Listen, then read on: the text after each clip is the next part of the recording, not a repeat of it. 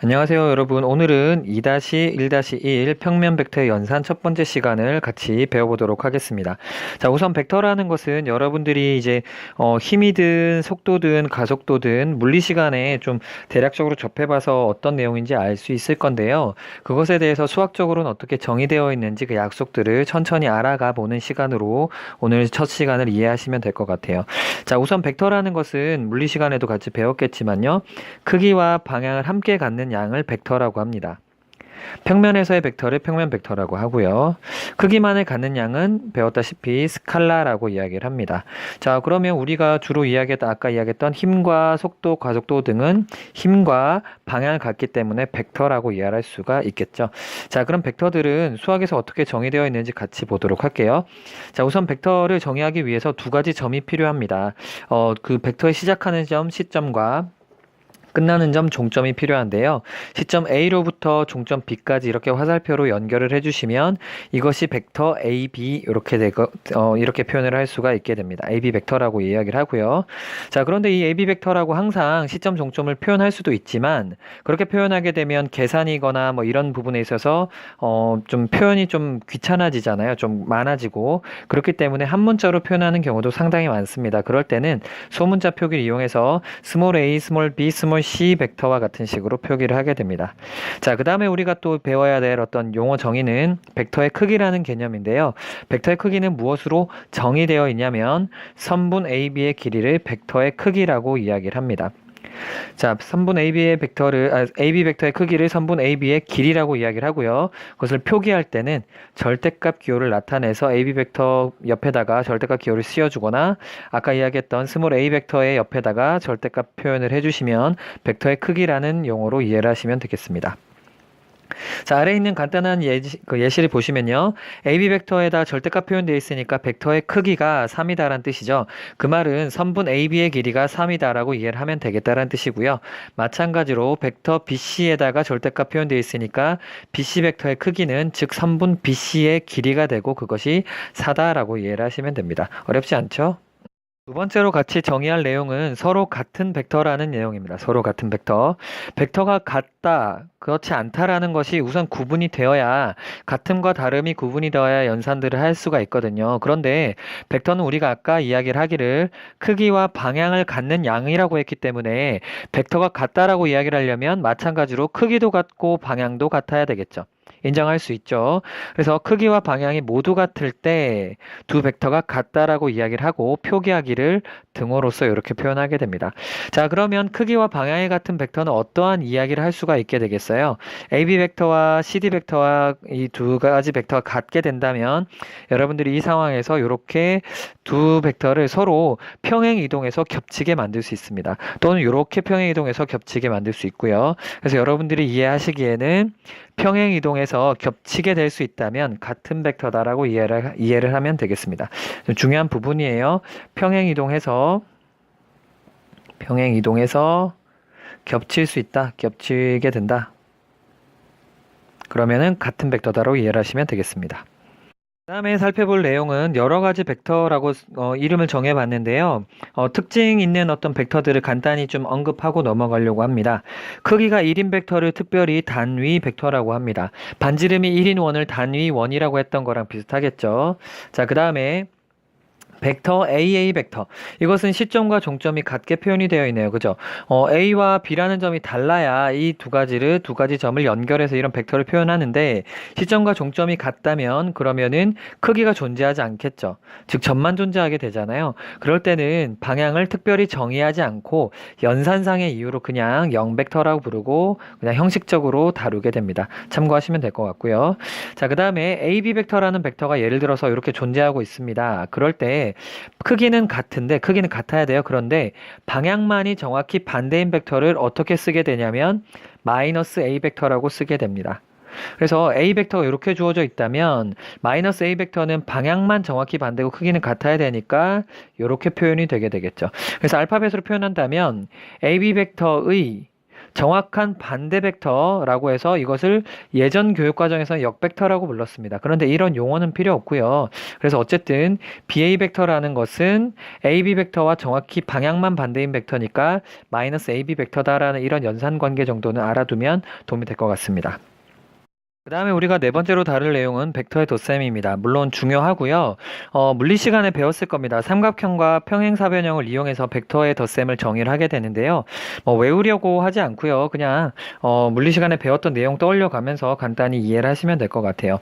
자, 벡터의 덧셈을 어떻게 정의했었냐? 삼각형을 이용하는 방식을 먼저 보시면 AB 벡터에서 BC 벡터를 두 가지를 더한 그런 벡터는 이러한 벡터와 이런 벡터의 합인 거죠. 그러한 합 벡터는 이렇게 정의가 되게 되겠죠. 즉 B와 이 앞에 있는 벡터의 종점과 뒤에 있는 벡터의 시점이 같게 된다면 이 둘을 생략한 AC만을 연결한 벡터처럼 이렇게 이야기를 할 수가 있게 되겠습니다. 참고하시고요.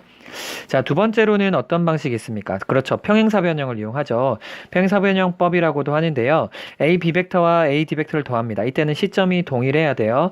자, 시점이 일치되어 있을 때 AB와 A, D 벡터를 더하게 되면 평행사변형을 그리고 그렇게 해서 만들어진 네 번째 꼭지점을 종점으로 하는 새로운 이 벡터를 두 벡터의 합 벡터라고 이해를 하면 되겠습니다. 상황적인 부분을 좀 참고하시면 될 것 같아요. 연산은 그런 식인데요. 여러분도 이제 문제를 풀면서 기하적인 부분을 관찰하면 돼요. 그래서 삼각형법을 이용한 벡터의 덧셈은 예를 들어서 이런 벡터의 덧셈이 여러 가지가 있다 쳤을 때 기본적으로 꼬리 물기처럼 이해를 하시면 돼요. BB가 같고 CC가 같잖아요. 그러면 이 전체 벡터의 합은 요만큼의 벡터가 되는 거죠. AD 벡터가 된다라는 거 그냥 상황적으로 이해하시면 될 것 같고요. 평행사변형법도 마찬가지인데 시점이 통일되어 있을 때 AB 벡터와 AC 벡터를 더해서 그것이 A, D 벡터라고 이렇게 잘 주어져 있다라고 하면 아 그렇구나 하고 넘어가지 마시고 여러분들 여기서 챙겨야 될 것은 평행사변형이기 때문에 AC와 BD가 정확하게 평행하다라는 게 생각보다 문제에서 중요하게 사용되는 경우가 많아요. 마찬가지로 AB와 CD도 평행하다 라는 것이 문제풀이에 있어서 어떤 도형의 특성을 알려주는 중요한 정보가 되기도 하니까 그 부분 참고하시면 되겠습니다. 그 다음에 조금 더 부연 설명할 부분은 연산 법칙에 대한 내용인데요. 결론적으로 이야기해서 잘 됩니다. 뭐가 잘 되냐면요. A와 B 벡터를 더한 것과 B와 A 벡터를 더한 것은 정확하게 일치해요. 자, 그것은 이런 그림으로 이해할 수도 있어요. A에서 B로 더하는 것과 B에서 A를 더하는 것은 같은 결과를 낳겠죠. 그래서 잘 된다라는 거 정도 기억하시면 되고요. 이런 걸 교환법칙이라고 해요. 교환법칙. 그 다음에 결합법칙도 성립하는데요. 그것은 괄호를 앞에 두나 뒤에 두나 상관없다라는 건데요. 그것도 이제 그림으로서 이해하면 잘 성립하니까 여러분들은 이 연산 결과에 대해서 잘 성립하는구나 정도를 참고하시면 될 것 같아요. 이런 교환법칙, 결합법칙 잘 성립합니다. 그 다음 다섯 번째 볼 부분은 벡터의 뺄셈입니다. 이것은 좀 별표를 좀 쳐두겠습니다. 뺄셈의 별표를 쳐본 적이 사실 없죠. 그런데 이제 벡터에서는 매우 중요한 연산이 되거든요. 그 이유는 벡터의 시점을 바꿀 수 있기 때문입니다. 자, 우선은 벡터의 뺄셈에 대해서 기본적인 이해를 잠깐 하고 좀 이야기를 좀 해볼게요. 자, A 벡터에서 B 벡터를 뺀다는 것은 새로운 연산을 정의한 것은 사실 아니고요.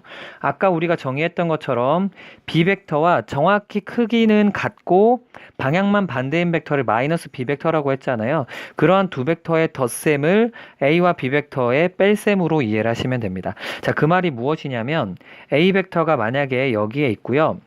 그다음 B 벡터가 여기에 있을 때 A 벡터 빼기 B 벡터를 어떻게 그림을 그릴 것이냐, 이 벡터가 어떻게 표현될 것이냐에 대한 부분은 마이너스 B 벡터를 여러분이 작도를 해보시면 돼요.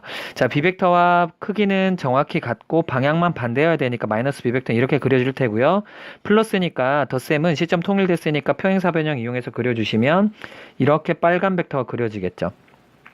자, 그런데 이렇게 연결해 주시면 여기에 있는 이 도형은 평행사변형이 되죠. 평행사변형. 그렇기 때문에 이 빨간 벡터는 이쪽으로 옮겨올 수도 있어요. 평행 이동해 올 수 있기 때문에 두 빨간 벡터는 동일한 벡터가 돼서 결과적으로 여기 있는 이 빨간 벡터가 A 벡터 마이너스 B 벡터가 됩니다. 자, 그래서 여러분들은 A 빼기 B 벡터라는 것은 실제로 그냥 뒤에 있는 벡터 있죠. 뒤에 있는 B 벡터에서 A 벡터 방향으로 이렇게 그어준 벡터를 A 마이너스 B 벡터라 이해하시면 돼요. 자, 조금 더 연습해 볼까요? C 벡터가 여기 있고 예를 들어서 뭐 B 벡터가 여기 있습니다. 그랬을 때 마이너스 C에서 B 벡터를 뺀다 라고 하면 뒤에 있는 벡터에서 앞에 있는 벡터 방향으로 연결해 주시면 돼요. 그러니까 B 벡터 종점에서 C 벡터 방향으로 이렇게 연결해 준 이 벡터가 C 벡터 마이너스 B 벡터다라고 이해를 하시면 돼요. 자, 우선 작도는 이런 식으로 이해하시면 되는데요. 근데 이것이 갖는 실제적인 의미가 좀 더 크기 때문에 잠깐 부연 설명을 더 해보겠습니다. 자, 우선 여기에 있는 그림과 이 부분을 좀 참고하시면 AC에서 CB 벡터를 더하면 AB 벡터가 된다는 건 쉽게 이해를 할 수가 있겠고요. 자, 그럼 여기서 CB 벡터에 좀 주목을 해주시면 주어진 벡터의 연산을 이렇게 이항시켜서 이렇게 쉽게 바꿀 수 있죠. 그래서 CB 벡터가 AB 벡터 마이너스 AC 벡터라는 걸 잘 알 수가 있는데요. 자, 이런 방식을 조금 더 적용을 해볼 수 있습니다. 무슨 얘기냐면 DC 벡터에서 CB 벡터를 예를 들어서 더해 주신다면 DB 벡터가 되겠죠. 벡터의 덧셈 때문에. 그럼 여기서도 CB 벡터로 이 식을 정리를 해보세요. 그럼 뭐가 나오냐면 CB 벡터는 뭐가 됩니까? CB 벡터는 DB 벡터 마이너스 DC 벡터가 되죠. 자, 그것을 우리 아까 왼쪽에 정리한 여기다가 좀 추가적으로 써주시면 동일한 CB 벡터를 뭐라고도 쓸 수 있냐면 DB 벡터 마이너스 DC 벡터가 된다라는 걸 쓸 수 있습니다. 자, 그럼 여기서 여러분들이 어떤 걸 관찰할 수 있으면 더 좋겠냐면 B 벡터와 이 B점과 C점은 변하지 않고 있다라는 사실이 매우 중요합니다. 그래서 주어진 CB 벡터의 종점이 앞에서 위치해 있고요. 그 다음에 여기 앞에 있는 C점이 뒤에 위치해 있습니다. 이러한 구조만 만족한다면 여러 가지 이런 CB 벡터의 다른 표현들을 만들어낼 수 있다라는 거죠. 무슨 얘기냐? 시점을 P로 하고 싶다면 PB 벡터에서 PC 벡터를 빼주면 되는 거고요. 시점을 O로 하고 싶다면 OB 벡터에서 OC 벡터를 빼주면 되는 겁니다. 그래서 여러분들이 예를 들어서 AB 벡터가 있는데 이 벡터를 내가 만약에 시점을 K라고 바꾸고 싶어요. 그러면은 AB 벡터의 종점을 먼저 써주시고 거기다가 내가 맞추고 싶은 시점을 통일시킨 다음에 시점을 여기 뒤에 써준 다음에 뺄셈으로 표현해 주시면 얼마든지 이런 표현이 잘 된다라는 거죠. 여기서 만약에 시점을 O로 바꾸고 싶다면 OB 벡터에서 OA 벡터를 빼주는 방식으로 표현을 잘 할 수 있다라는 내용이 되겠습니다. 매우 중요한 연산이 됩니다. 꼭 좀 알아두세요. 그러니까 원하는 시점이 있을 때 그 시점을 내가 원하는 방식으로 얼마든지 바꿔낼 수 있습니다. 뺄셈을 이용하면 이 방식을 꼭 이해를 해두시고 문제풀이나 상황 이해에 적용을 하시면 될 것 같아요. 그래서 다시금 이야기를 하자면 주어진 CB 벡터를 시점을 A로 바꾸고 싶다면 AB에서 AC를 빼주면 된다라는 거죠. 뭐 이것을 시점을 O로 바꾸고 싶다면 OB에서 OC를 빼면 된다라는 뜻입니다. 꼭 좀 알아두세요. 뺄셈 매우 중요합니다. 자, 그러면 이것을 적용해서 간단한 문제 풀이하고 1차시 내용에 대한 디딤 영상 마무리하겠습니다. 자, AB 벡터와 BC 벡터가 있는데요. 그림이 없어도 풀 수 있어요. 그림이 없어도. 자, 시점이 O로 통일이 되어 있는 문제 조건이기 때문에 주어진 벡터를 OB 벡터 빼기 OA 벡터로 두 번째 있는 것을 OC 빼기 OB 벡터로 표현을 하시면 끝난다는 얘기인 거죠. 근데 OB 벡터가 스몰 B로 OA 벡터가 스몰 A로 여기서 OC 벡터가 스몰 C로 OB 벡터가 스몰 B로 주어져 있으니까 이렇게 써주면 되겠죠. 그렇지 않네요. 여기서 OC 벡터는 따로 주어져 있지 않은데 문제 그림이 여기선 필요하겠네요. OC 벡터가 주어진 그림을 보니까 A 벡터의 정확한 반대 방향의 벡터니까 마이너스 A 벡터가 되죠. 정리를 해주시면 마이너스 A 벡터 마이너스 B 벡터로 여러분들이 정리를 하시면 되겠습니다. 자, 여기까지입니다.